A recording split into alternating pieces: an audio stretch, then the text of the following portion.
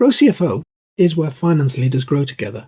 Join thousands of like-minded professionals using Grow CFO to access the combined knowledge and experience of the finance leader community. You can join us today at growcfo.net. Hello, and welcome to the Grow CFO Show.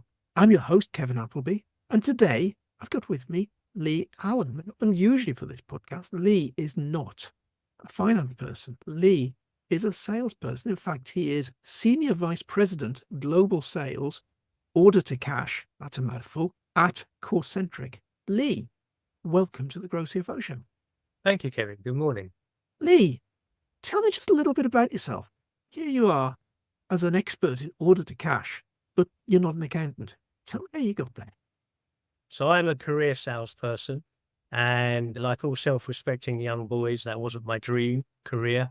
At one point, I was quite seriously committed to becoming a $6 million man. When that dream was dashed on the rocks because he's a fictional character, I pursued the thing that I really excelled at, which was art. That was the thing. I'm not a very academic person, so I took a route through the art world. I went to art school, did a graphic design course, and realized, had an epiphany halfway through that probably this is not something I could see myself doing for the rest of my life. And you get to that point, if you're an underqualified working class young man that's just in your early 20s and you're on the wrong course, what do you do? And I looked at the president of the student union as an opportunity. So I ran for election, got elected, spent a year running the students union of my art school. And that actually opened up a whole new world of thinking for me, that there is a living to be made in organizing and communicating and just taking responsibility for things. The sort of time that you were at university and I was at university, those student union positions tended to have a political party's name after them. So was there a temptation at this point to go into politics? No, not really. I think that during that year, I think what I learned was the political side of things was something that I'm not very well suited to. I'm not as diplomatic. I like to get stuff done. I have a vision of where I want to go, and I just need to get there.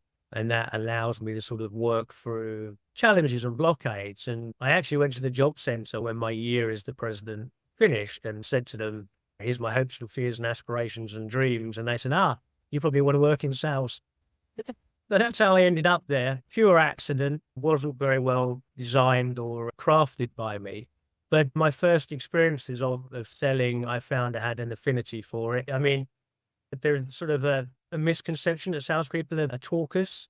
Unfortunately, I sort of reinforced that. I am a talker. I can talk underwater. I blame that on my mother. I get that from her. But what I learned in my sort of early career is that listening is twice as important as talking. And if someone is a natural talker, that means you have to work hard, right, at the listening thing. I think that's true in a lot of places. The CFO is selling ideas. Yeah. But I think it's very much in whatever role you're in, you've got to listen twice as much as you talk. That's why you were given 2 ears and 1 mouth.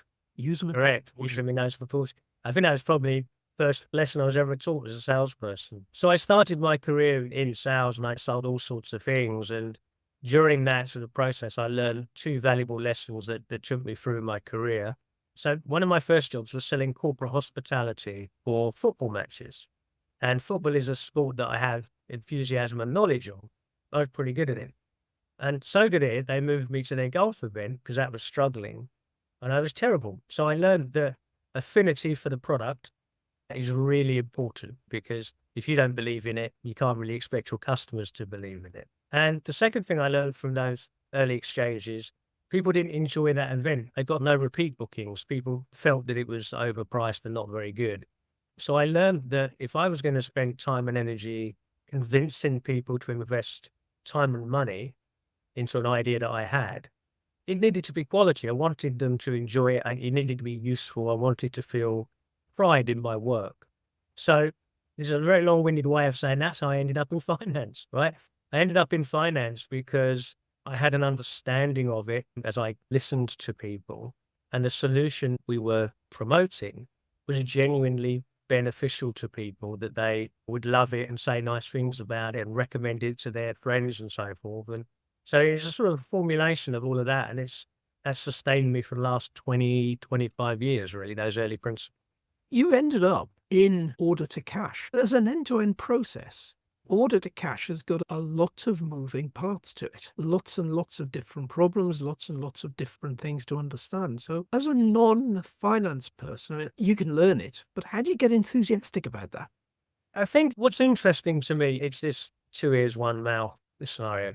I was making 150 to 180 phone calls a day, talking to people about the solution we had back then in order to cash was the transformation of invoicing to electronic distribution. So sending it via email.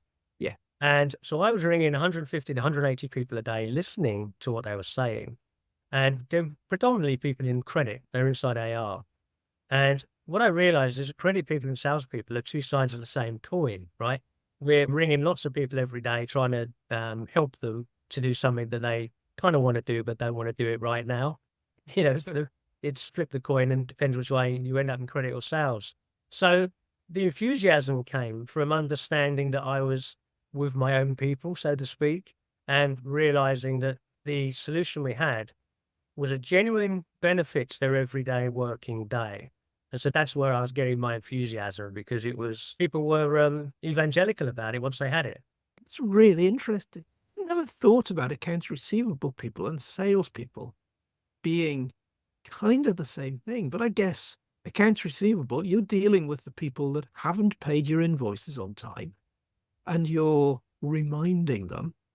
You're reminding, you're negotiating, You've got to be friendly, you've got to negotiate, we're building rapport. deal, build, as you said, build rapport. It's all the same skills. Yeah. Really interesting parallel. I did a presentation to a room full of credit professionals. And I said, here's bullet points of a job. Raise your hand if you recognize this as your job. And everyone put their hand up and said, that's interesting, because I'm actually describing my job.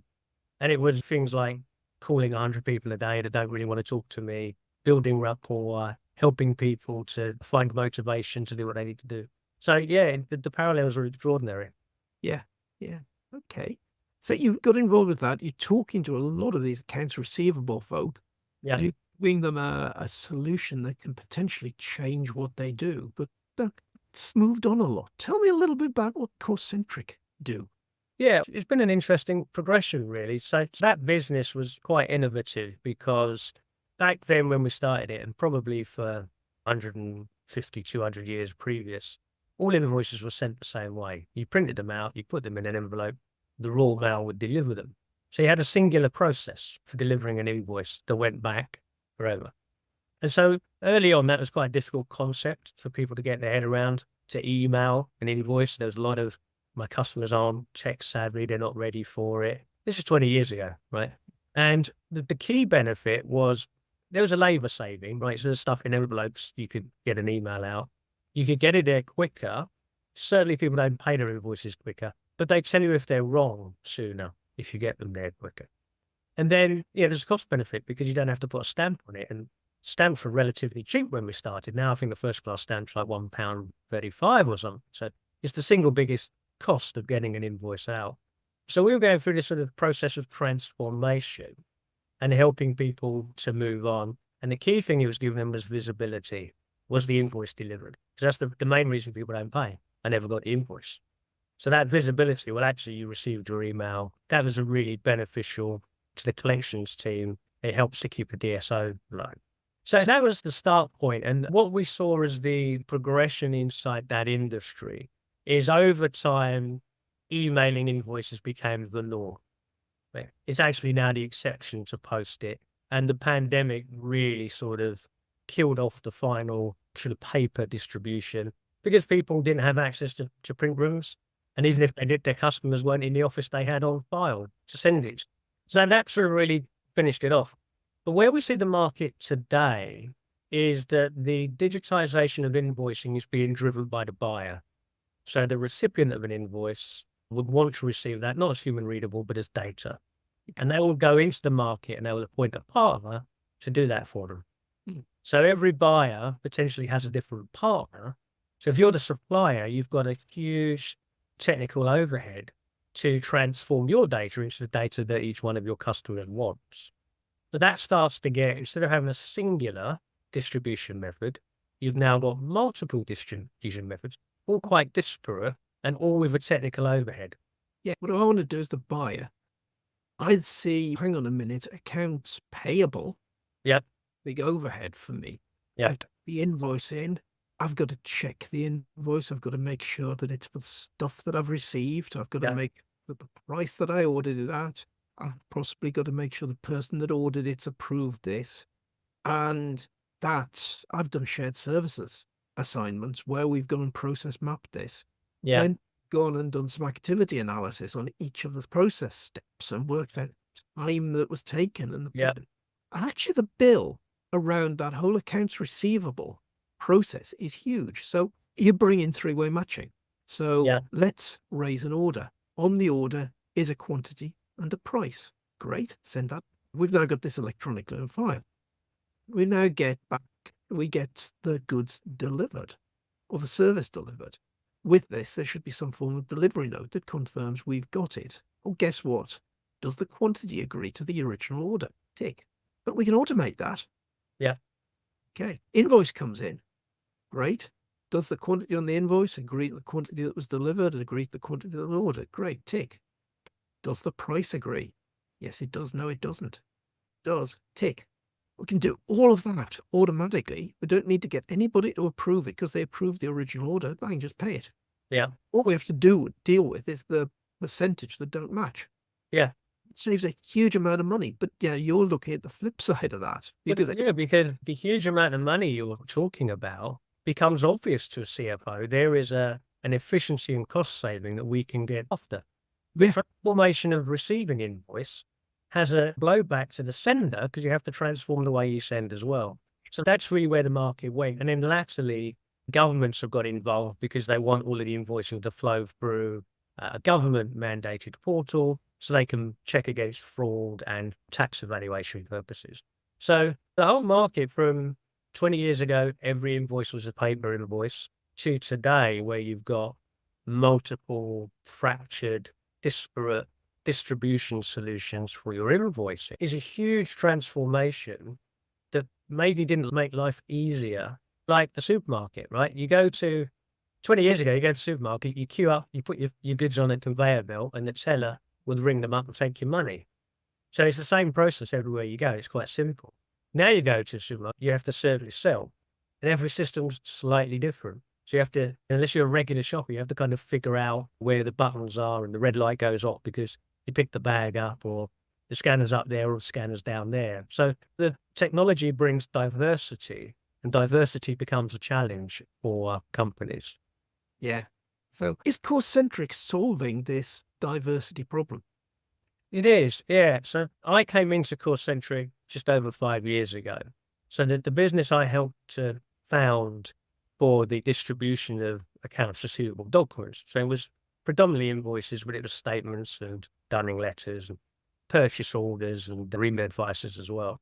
And we got that to the point, growing organically, funded from the cash flow, that to really solve the problem, because it was really must-have-been, we were going to need a cash injection. So we looked at various solutions. We thought the best one was to sell the business to Corcentric. Corcentric is 30 years strong, traditional business that helps companies purchase, pay, and get paid.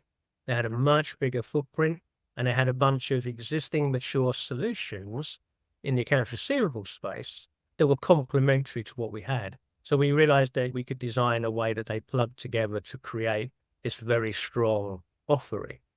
They do also work in accounts payable as well. So they got the entire finance gamut within their portfolio. But obviously, because of my career background, there's just one area that I'm particularly focused. That's going to look very useful if you can integrate accounts payable and accounts receivable. But the issue there is that actually they're two completely different companies operating accounts payable and accounts receivable. So they've both got to have the same system. Well, I think that's a very salient point, really. They do operate as independent, siloed businesses. And what we're finding with the modern CFO role is to take a step back and say, well, there are synergies and there's also dependencies within those departments that if you start to bring them closer together, you can leverage a result that is greater than the sum of its parts. So I think this is a key trend in the market, and certainly in the CFO world, is to stop thinking in silos and start thinking holistically Definitely. across the entire continuum. You've got a unique way in Corcentric of approaching order to cash. Yeah, it is, and it's unique, which is a blessing and a curse, right? It's a blessing because competitively, you don't have a direct competitor. The curse of it is that people don't understand the vernacular. So people like to compare and contrast. You need a benchmark. You need a sort of comparison point. And I think it's similar to when they invented the motor car and they had to call it the horseless carriage, Yeah. because you had to compare it to what it was replacing, sort of thing. So I struggle. The closest it comes to is like factoring, but it very definitely isn't that. Explain it to us. We've said that it's unique, but we haven't actually told the audience what it is, Lee. Yeah, okay, good point. Oh, building to it, yeah. It's just a combination of people, process, and technology, plus funding to guarantee a DSO result. So in very simple terms, we will take your invoice data, transform it into an invoice for onward distribution via whatever method or portal, even post if it needs it, via the government, doesn't really matter. So all the compliance is taken care of to make sure the invoice goes out. And then on a pre-agreed date thereafter, we will pay that invoice to the supplier. So that could be to terms. More often than not, it's actually accelerated beyond term. And it's full ledger. So good, bad, and indifferent accounts are included in there. And it's non-recourse. So what that does is create a very set, fixed, and dependable DSO. It can be forecast for the next 3 years. You know exactly what money will come in when, relative to how much you sell, of course. And then Actively outsourced the client's entire order to cash process. you can. What we're actually finding is where it's most effective is you retain staff inside the business. Yeah. So their experience, their local knowledge, for sort of guiding situations, the expertise. I think that's really important. Works best when you're in partnership, because the flip side to the invoice being paid on day 30, 60 or 90 or 95 or whatever it is back into us is there's collections effort and maybe dispute management. And dispute management, you need a good team with the supplier to help you navigate. Were the goods delivered? Did they arrive faulty? What is the actual situation? So I don't see it as a direct headcount reduction kind of exercise, but I think what we see is everyone's being challenged to do more with less. Yeah. This is one of the ways to do that. And In my background, Lee, worked on a lot of shared services projects. yeah, A lot of them been public sector. yeah, You've taken maybe 3 or 4 different accounting teams, sometimes in the same big organization, Yeah. sometimes in related organizations. And classic one was one of the big central departments in government that had 4 or 5 agencies attached to it, and shared service center for the department and its agencies. And we do accounts payable, we do accounts Yeah. receivable, and the savings that you could make by creating a larger central team. You would always have to leave people in the local business with the local business knowledge. So you're effectively giving that shared service offering to businesses that are kind of not in the natural groups that would be able to do it themselves. And you can, by having the volume of business, you can, I guess, have really specialized debt collection teams that really know what they're doing, so that they do that as kind of their bread and butter day job, rather than Yeah. as the chasing the exceptional half a dozen invoices that don't get paid in the smaller company. Yeah, correct. It's a specialization. It's a focus, right? And I think also that, just shared services, a lot of our clients are shared service centers. They moved them normally to Eastern Europe for the lower cost labor force. But it's about scalability, because being able to scale up a team quickly when your team go and win new business has always been difficult. And right now it's almost impossible because everyone's challenged in the recruitment market.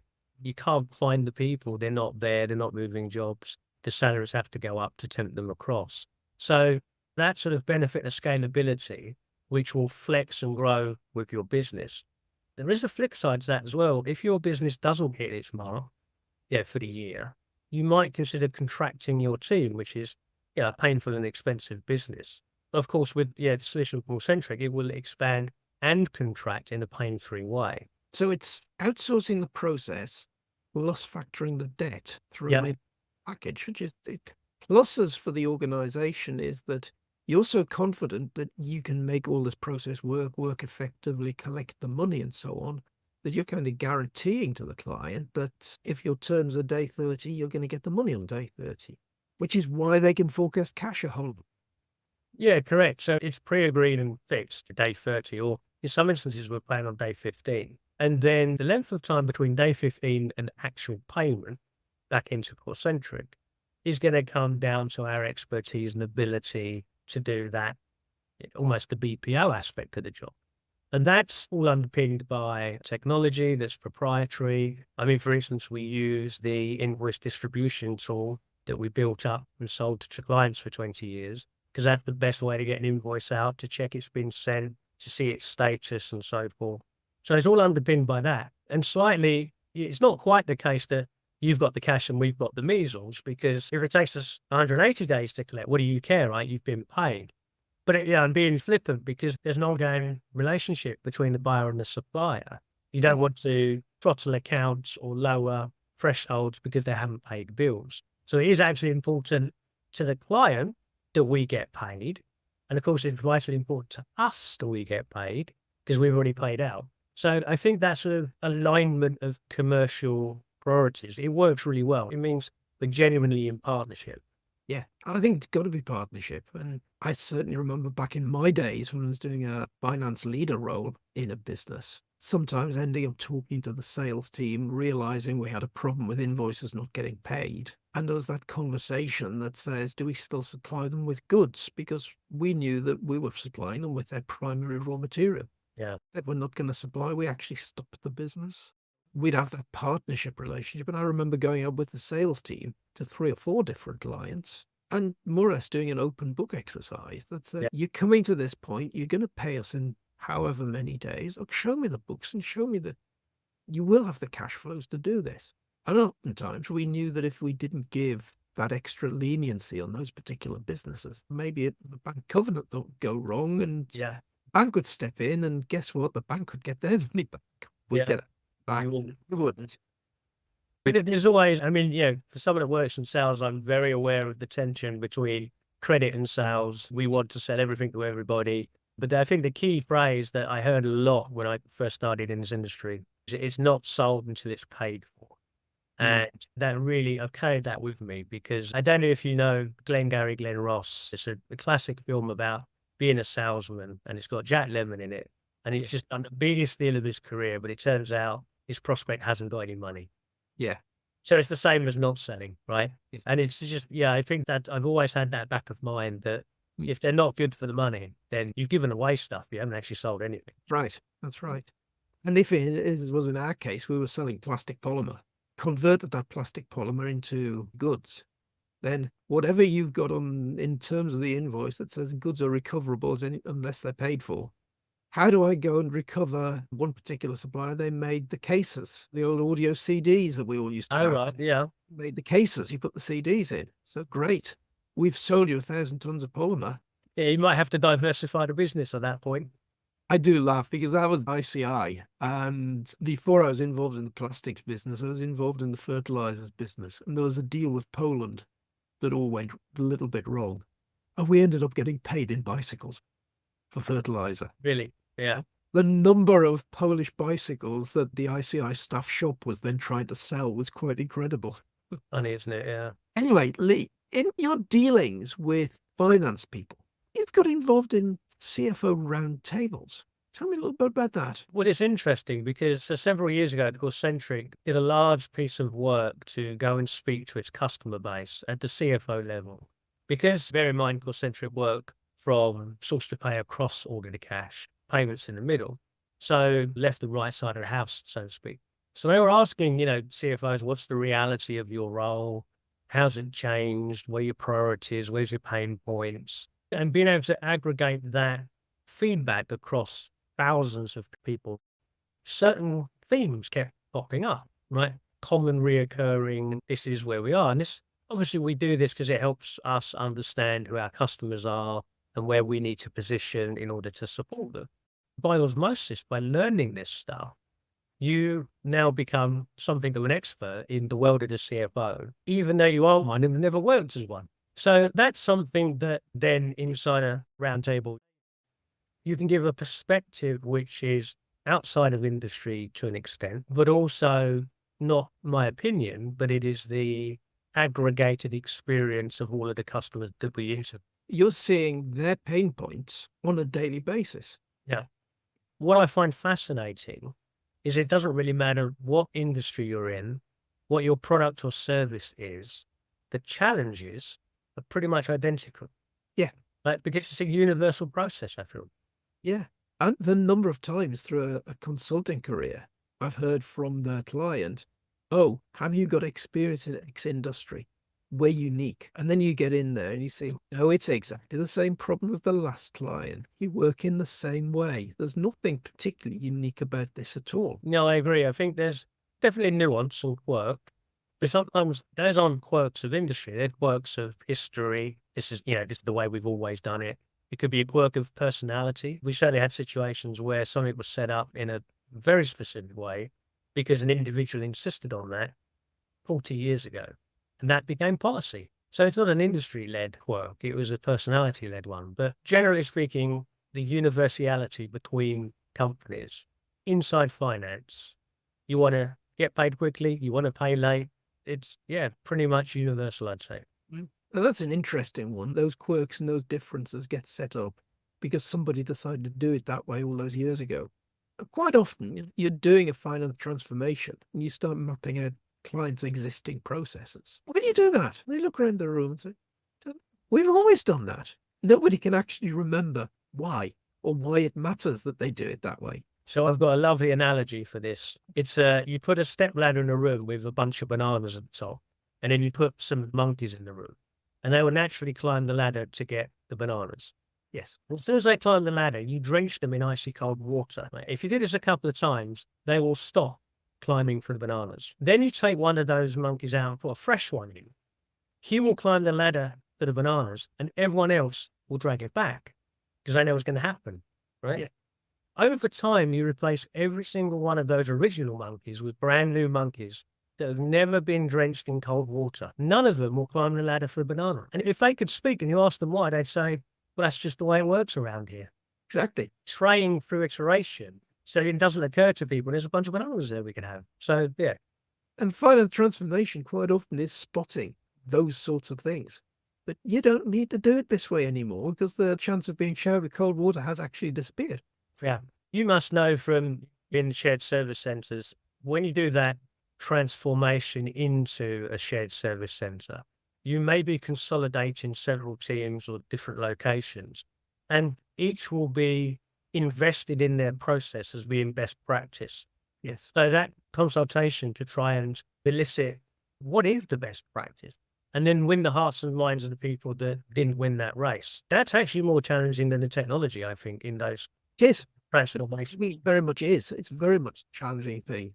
And I think back to the very last shared service exercise that I was involved in, it was actually in my own consulting company. We were consultants, we were project managers, did all sorts of things. We'd grown by acquisition. Every time a new business was acquired, it was just kind of bolted on to rationalize it. There was loads of profit. So they just basically said to the acquired company, keep doing what you're doing. You're good at it.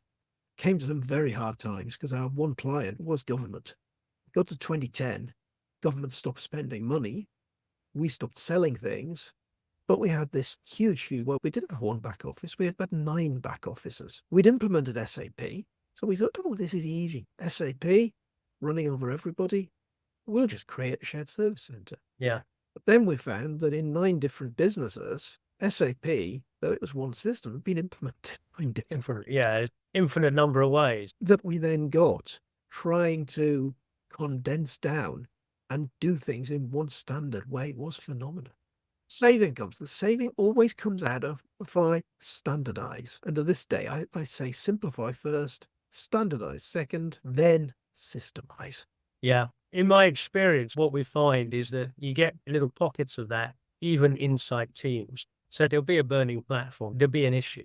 And so a point solution will be deployed specifically for that scenario. And then something else will pop up, and that will be, but because you haven't architected a sort of a universal solution for everything, you end up running all of these little different systems that don't necessarily integrate or speak to each other very well. And if there's technology gaps, do you know how you plug them? People, right? People stick their fingers in dikes and they crank the handles. So if you take the people out, the thing falls apart. That's something we see all the time. So the idea of simplify, then sort of, I think it's definitely the right way to go. So you must be seeing a lot of changes in the finance world as you're looking at across clients and across round tables. What do you think's going on out there in the world, Lee? There's a lot of challenge at the moment. So the role of the CFO has definitely transformed the traditional view of the sort of the spreadsheet person. It's now very much a strategic role where boards of companies are looking for direction and leadership. So that has been on a personal level. I think that's been a journey for some people. When I speak to them, when I do these roundtables, that's something they find that they have an affinity for numbers, maybe not people. That's a very broad generalization, but I started to generalizing about myself as a salesperson. So I think I'm allowed a little bit of leeway.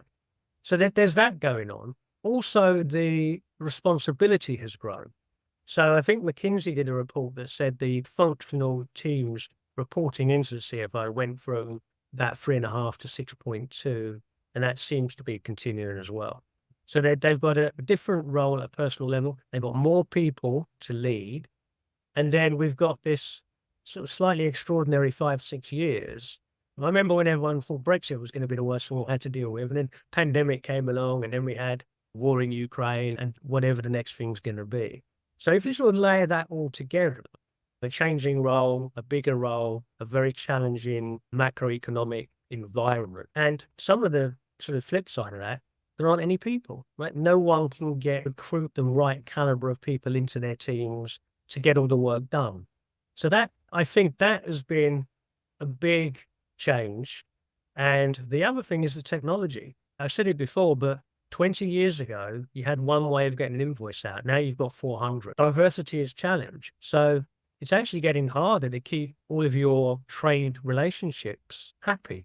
You've got buyers one side, you've got suppliers the other. They want to work with you, but they all have different requirements, technology, modalities, and you're sort of in the middle trying to manage it all. Look, the vast majority of CFOs are qualified accountants.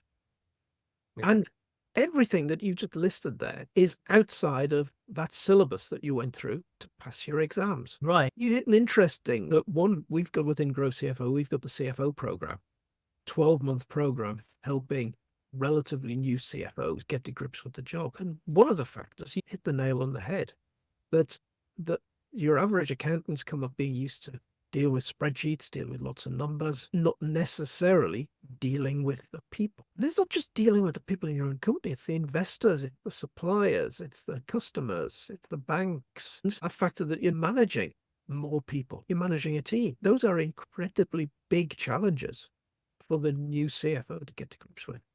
Yeah, it's managing up and down, isn't it? That's the challenge. You're sitting in technology business. We've talked about the challenge of technology, the diversity around it, that change at the moment. We're talking, as we record this, we've got the Grow CFO Global Finance Summit going on. We're talking AI and automation. Is AI the answer?